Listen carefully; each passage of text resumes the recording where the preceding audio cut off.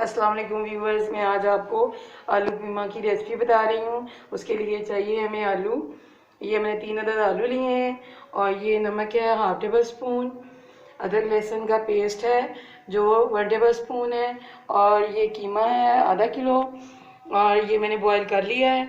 और ये सुरख मिर्च है हाफ टेबल स्पून, घी है 1 प्याली, सब्ज़ मिर्च है तकरीबन 8-10 अदद कटी हुई, और ये सूखा धनिया और गरम मसाला है जो ये 2 टेबल स्पून है। ये दही है 2 टेबल स्पून, और ये पानी है जो हमें चाहिए, जितना हमें चाहिएगा हम डाल लेंगे। और ये धनिया है और प्याज हैं 3 अदद जो मैंने काट लिए हैं, और टमाटर 3 अदद हैं। तो सबसे पहले हम ये मैं घी डाल रही हूँ और ये प्याज, और ये प्याज जब ब्राउन हो जाएंगे तो अब फिर उसमें हम बाकी चीज़ें डालें। ये देखें प्याज लाइट ब्राउन हो गया है। अब हम इसमें नमक डाल रहे हैं और सुरख मिर्च डाल रहे हैं, और ये हल्दी डाल रही मैंने।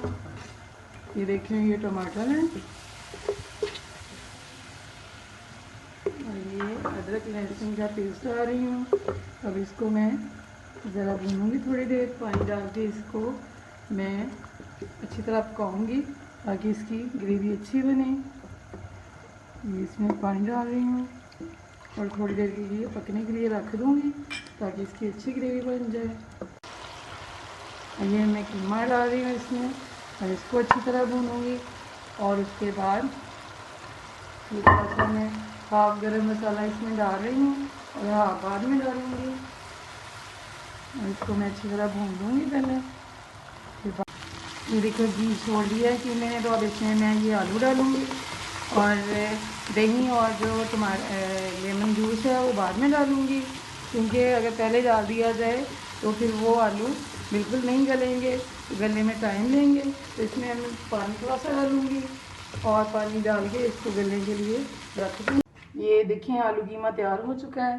तो ये बहुत अच्छा बना है।